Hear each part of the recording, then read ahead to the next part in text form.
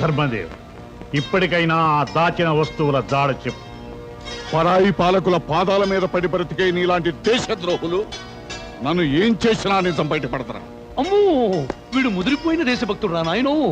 వీడి నోటి వెంట రహస్యం చెప్పించడానికి ఈ రూటు కాదు, వేరే రూట్ ఉంది. ఊరే గంట పోడా, చూడక చూడక చూసా నీ కొడుకు గతి ఏమవుతుందో ఒక్కసారి అటు చూడరా.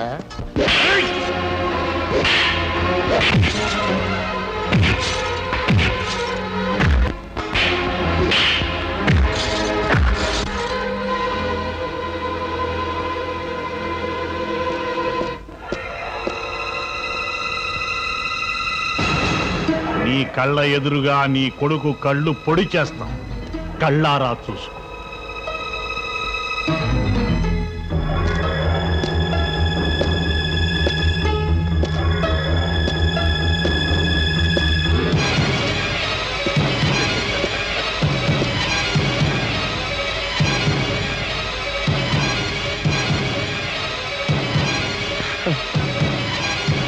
ఆగండి, వాడే చేయకండి,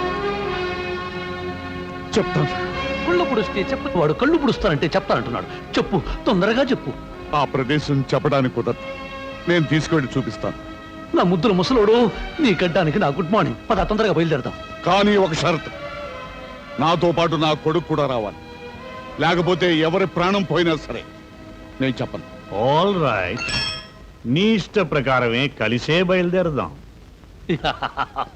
డిప్పు కాయసపాయలు వెళ్ళి కట్టుడు తీయండి, గుర్రాలు ఏర్పాటు చేయించండి, ఫుడ్ ప్యాక్ చేయండి, ప్రయాణాన్ని సిద్ధం చేయండి. డింగు డింగు.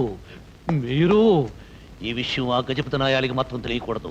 అప్పుడు నెమలి నాది, కోహినూర్ నీది. ఆన్సర్.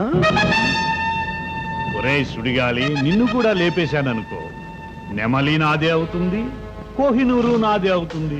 ఓర్ నాయనో, మీరు నాయనో, ఇది అన్యాయం రో. నాకు నెమలంతా అక్కర్లేదు, దాన్ని తోకిచ్చుకో చాలు. కుదరదురా. పోనీ తోకంతా వద్దురోయి, తోకలో ఒక ఈకిచ్చుకో, టోపీ మీద పెట్టుకుపోతా ఫ్యాషన్ గా. తోక కాదు, ఈక కాదు, ఆ ఈకలో ఒక రేఖ కూడా ఇవ్వను.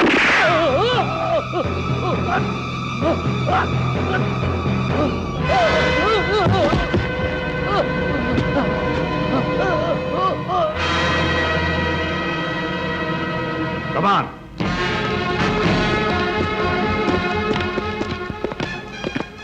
వీడి శవాన్ని తీసుకెళ్లి లోయలో పారేయండి. అలాగే సార్.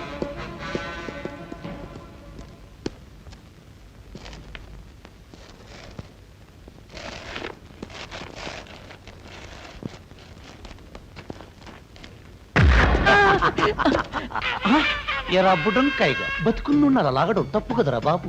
అదేంటి, నువ్వు చావలేదా? బుల్లెట్ నా అడుక్కు తినే బొచ్చుకు తగిలిందిరా, అందుకే బతికిపోయా. మరి నెత్తురు కూడా కారింది.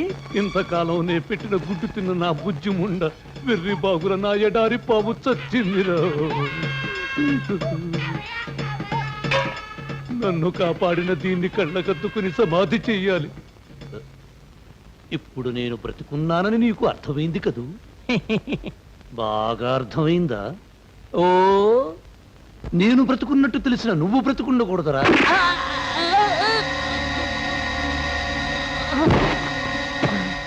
సమసమ్మగా ఉంది.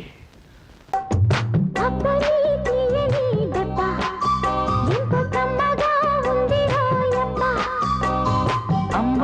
నుండని బుగ్గ ఎంత లేతగా ఉండదే మొగ్గ.